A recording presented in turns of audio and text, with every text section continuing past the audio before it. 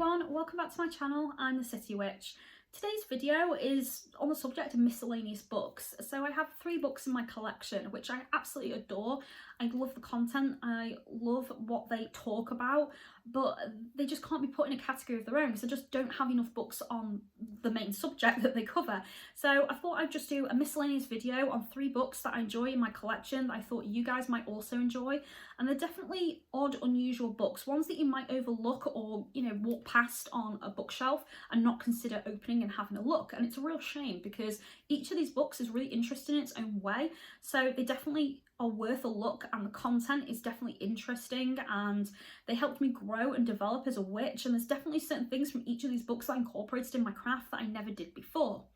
So as always, I will give you a score of the book from 1 to 10, talk to you about the content and the writing style and what I enjoyed about the book and what I didn't enjoy about it. So the very first book I'm going to talk to you about is called Witchy Crafts by Lexa Olick, and it says it has 60 enchanted projects for the creative witch. So this is a book that you can really sink your teeth into if you like to make and craft and design things. And actually this is a really good book that I recommend for if you are in a family and you want to do projects together and you want to make your own magical tools. There's so many different things in this that she gives you. I mean, she does literally give you 60 different things that you can make and design in your craft. And she does talk to you, a lot of them being things that you can do seasonally as well, and when to look out to do them and when to incorporate them in your craft as well. So she does give you a lot of information. Now I will say she's a Wiccan, so a lot of the information in this is based around Wicca and the practice of Wicca. So if you're a Wiccan practitioner out there, this is really good for that. But I will say it's not overpowering on the Wiccan aspect, so anybody who's not Wiccan can still enjoy this book and still utilise a lot of what she has in it. But the first bit of the book is an introduction. She definitely talks to you about the Wicca read and Wiccan ethics and principles and all the different things that she recommends including in your craft because of Wicca. Chapter 1, she talks to you about all the materials you might want to consider. So things like gemstones, herbs, essential oils, colours, feathers, natural fibres and shells. And then she talks to you about things that you might want to keep for recycle purposes that you can turn things into. So coffee cans, chopsticks, makeup brushes, nail polish bottles, moulds, takeout containers and old clothes. And she does tell you what she'd turn all of those into as well, so you know what you want to keep and what you want to try making. So she then talks to you about the different techniques that are not really witchy, but the things out in the world that we've kind of lost touch with or we don't tend to do anymore. So things like croquet, herb and flower drying, wax melts, painting, clay designs, sands, soaring, tassels, paper mache ideas. So all of those things that we did, most of them, some of them in fact, especially marbling and paper mache, we definitely did as a child, but it's not something we take into adulthood. So she talks about turning those as ideas into spiritual ones and how to incorporate them in your witchcraft, which I really liked. She also talks to you about enchanting them as well with witchy protection energies, so using the moon, charging your personal items with certain energies and using moon and earth cleansings on them as well, so that was really interesting. She gives you a lot of recipes as well, so homemade papers, polymers. She talks to you about herbal fire starters. She talks to you about scented pine cones and how to make and dress all of those as well, so again, really interesting. Next one, she talks about crafts and designs you can do for friendship. So benefits of crafting, there's solitary crafting, crafting in a group, and then worldwide Wicca. Then she gives you a load of ideas that you can do on every single month of the year. So January right the way through to December. And then she talks to you about the reasons you do them in those kind of months and those seasons and why and what they represent. So that was also really interesting. She then goes on to talk to you about making things like a wand stand, a book of shadows, ruin sets. She talks to you about a goddess altar dish, altar fan, garden candle snuffer. So there was a number of different ideas that she gave that were really nice. She then talks to you about fashionable trendy ideas in the witchy world, so making a Yggdrasil pendant, an evil eye pendant, a green man mask, wishing bracelets, friendship bracelets, pentacle purse, power cuffs, Beltane flower crowns. There was all sorts of ideas in there that were really quite good, and actually I did do the flower craft idea, that was really good. She then talks to you about recycling some of the stuff into new ones, so like garden box spell. She talks to you about keyboard ruins. I really liked that actually, taking an old keyboard from your computer, pinging out all of those little keys and then turning them into a ruin set. That was really fascinating and interesting, and she shows you how to do that step by step, which I really like. And then again, all sorts of different things like how to make a witch's kitchen wand. So that's using a wooden kitchen spoon, and I actually did that one, and I did include them in my wand video. So for those of you who are interested in looking at that and what I did with mine, that's in that. Then she also talks to you about things like puppets, sculptures, statues and more, and how to make all of them. And she has her own spin on all of those as well. And then she talks to you about crafts around the house. So altar cloths, coasters, wall hangings, wreaths, all that kind of stuff. And then she talks to you as well about recipes, so making balms and milks and herbal blends and spell bottles and scrubs and lotions, all that kind of stuff. And then she gives you a full appendices at the back, which include metals, crystals, herbs, runes and colours that you could also incorporate. Now, I really enjoyed this book. I thought it was really interesting. I wasn't bored when I read it at all. But I will say that considering how much it had in it, I wish that it had just been just a little bit better. I mean, when I compare this to the Poppet Magic book by Silver Ravenwolf, that is a how-to guide on how to make poppets and incorporate lots of different things into your puppetry. But she gives you full colour images. She shows you every step of the way, the different things that you can do, the materials. She gives you step-by-step imagery on how to do that. Whereas in this, a lot of it is cartoony. It's drawings. It's not actual photos or images of the work. And even though she does give you step by step, sometimes I had to pause and go, wait, what? And because it wasn't like a video or a tutorial, it was quite hard sometimes to figure out some of the things in this. So I do think some things could have been explained a little bit better. I do think she could have given you more colour imagery inside the book so you could see more of what she's done. And I also feel as well that this would have been great if she'd have offered a DVD with it, or some kind of a CD where you could have played it as you were working through and paused it, and you could have like done it step by step. That would have been a nice touch to this, or some kind of audio. So for that reason, I would only score this probably about a 6 out of 10. But the reason I don't score it higher is obviously for the things I stated. But the reason I say it is worth having in your collection is because it's one of the very, very few books out there on the market that teach you how to make things witchy style, especially crafty ideas for things around your home and decorating your home, like making coasters and things like that, and doing them in a very witchy way. Yes, there's loads of stores out there where you could buy all that stuff, but it's nice to really sink your teeth into a project, and it's nice to make something. And I get this very satisfied feeling from when I make something, especially if I know I made it and people go, oh my god, that's amazing, where did you buy it? And I go, haha, I made it. So that's really good. And there are a number of different things I took from this that I started doing as projects and presents for people. So at Christmas I like to make my own soaps and bath bombs, salt mixes for people, and herbal blends and oils, and I tend to make them and mix them up and decorate them in bottles and put them as gifts. And she does talk a lot in this book about recycling, and that's one of the biggest factors about it that I loved. In this day and age, guys, I mean, human race, we've destroyed the earth. There's loads of landfills out there covered in rubbish, and we keep designing more and more things that are just not recyclable. And I love in this book that she talks about, rather than just chucking things out, all the different things that you can make and do with it. And as a witch, I love that. I'm big on recycling. I spend a lot of time cleaning up my yard, cleaning out the street in front of my home. I clean my gardens out quite a lot, and inside my house, whenever I get a takeaway, I don't just bin it. I do like to figure out everything that I can recycle and what I can't recycle. I think, what can I do with that? Could I keep it and maybe store food in the fridge or something? I look at making things as well. So, you know, I do a lot of jar spells, so I keep all the jars that, you know, had like beans and things like that in it and sauces. I clean them all out, take the labels off them and relabel them up, redecorate them. I use chalkboard paint on the lids, and then I can chalk on what's inside it, or, you know, sigils to represent the spell. And I love to do that, guys, and it's great. And a lot of the things I do there, she talks about in this. So an excellent point on this book, and definitely a point in her favour. So as I say, about 6 out of 10 from me, maybe a 7, but I'm going to stick around the 6 mark. But I definitely would give that a go, guys. So I'll just give you a close-up of that so you can write it down and, yeah, think about getting that one.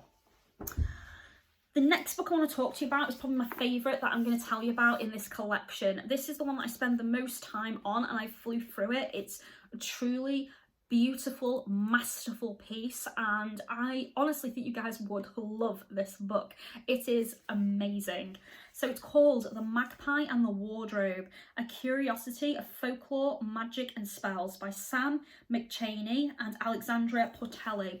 And just to read the back before I show you the front cover, it says, "Enter the spellbinding world of the magpie and the wardrobe, an indispensable companion to folklore, fairy tales, keepsakes, curiosities, magic, lucky charms, superstitions, and secret treasures to enrapture, enthrall, and entrance by this rare and beautiful book. And honestly, this book, guys, this was such a random find, and I'm so happy I found it. It's a beautiful, stunning, informative book, and this is definitely a 10 out of 10 for me, guys. I'm just going to score it right now. It's a 10 out of 10. It is wonderful. You will love it. So it doesn't have a massive content. Its content is quite literally the months of the year and then what that month focuses on magically. Oh, I hope you can see that. I don't know if you can. But I'll read it out to you. So it tells you that January is for new energy. February is love. March is springtime. April is birth. May is queen. June is rose. July is seaside. August is summer. September is the harvest. October is autumn. November is fire, and December is winter. And all of the areas of this book are themed and truly beautiful. This book is full colour, by the way, guys, and it has lots and lots of information in it. I mean, for example, the first thing it tells you here on page 1 for New Year's resolution, it says, don't do your laundry on New Year's Day, as traditionally that means you're washing away the good fortune for the year ahead. I had no idea about that. I knew about on, over the stroke of midnight when it turns from New Year's Eve to New Year, that you take a piece of coal, I think it's bread and a coin, out through your back door, run around your house to your front door and come in, and it's supposed to symbolise the old year leaving and bringing in the new. And because you're taking the coin, you're bringing in prosperity and good fortune. Bringing in bread means you'll never go hungry and your table and home will always have food on it. And taking coal means you'll always be warm and healthy and happy, and your home will be blessed because it's the home and hearth. So I knew about that tradition, and actually everyone in my family does that, and I think that's a folklore tradition, but I didn't know about the not washing your laundry on New Year's Day. So it's definitely something I'm going to take heed of from this day forward. Let's say this book, I'm going to show you some of the pages inside it. So it talks about candle magic. Every page is full colour and beautiful. It has lots and lots of information. So candle magic straight away talks about colours. So it says red is for courage and love. Pink is friendship and happiness. Orange is attraction. Gold is money. Yellow is protection. Green is fertility. Light blue is health. Brown is for balance. Black is to banish negativity and negative energies of all kinds. White is purity and truth, and silver is self-reflection. So there's a lot of really interesting ideas in this. She used a lot of antiques in this as well. She covers tisseomancy, which I really like, and all the pages are really interesting. So I'll show you that. So it's tracing paper and you get all the true information underneath. So that's lovely. And then who made one of those as a kid? I did. So she teaches you about making that as a paper fortune teller and how to do it.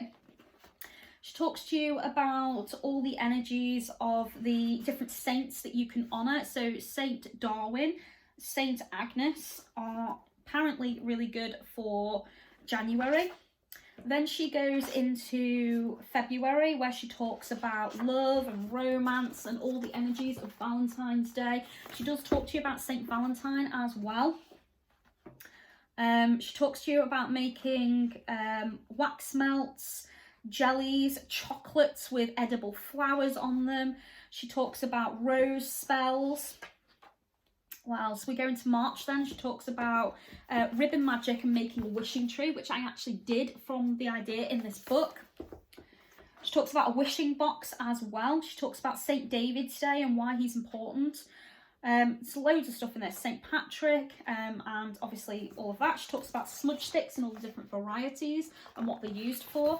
This has so much information in it, guys, and as I say, it's very beautifully presented. Elderflower jelly, so she gives you recipes as well, and as it's all laid out, you can choose to do this month by month if you wanted, which I also really like. She talks about maypoles and the well dressing and blessing ceremonies, which I like. She talks about the power of the horse.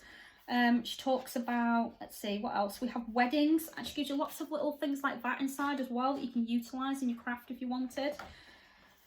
She talks about why sweet peas are important. She talks about shells and mermaid magic and making mermaid wishing bottles as well. So there's loads and loads of stuff in this, guys. I do really like this book. It's truly beautiful. There is so much in it. So if you are somebody that really likes to read a book where it gives you lots of information, lots to do, lots of spells, lots of things that you can try, this is definitely one of those books, and it's truly a pleasure to read through and just enjoy. I honestly really liked this book. I incorporated so much from it, and actually one of the things I've never done since owning it is actually go through it month by month following the pattern of the year, so I might consider doing that and see how I get on. Obviously I can't do that this year because we're already in April, but I definitely might give that a go next year and walk through it and maybe do some videos on it as well. I think that'd be really interesting. So if you guys are interested in that, then drop me a comment below. But honestly, this is a 10 out of 10 from me, guys. The writing style was amazing, the content was amazing, it truly did cover so much folklore and fairy tales and mythology in it, and I did like all the lucky charms and superstitions and all the reasons that we do things, and many of that kind of information as well, like why we throw salt over our shoulder, you know, why we pick up a penny when we find it in the street. All of that kind of stuff is incorporated in this, and we don't often know where that actually has come from and if that's correct or if it's been watered down over the years. They cover all of that in this, guys. So if that's the kind of thing you're interested in, all the folklore and the little superstitious things that we do, this is definitely the book for you, and it incorporates lots of lovely witchcraft into your everyday life, and it makes your life very, very spiritual on little subtle levels. And I love all the simplicity of it, like the tea leaf readings, doing, you know, tisseomancy.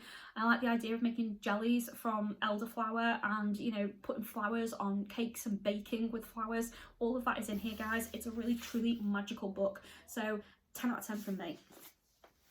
So the next one I want to talk to you about, again, this is probably one that you definitely skip by because it kind of looks like it's for a child or definitely a young person.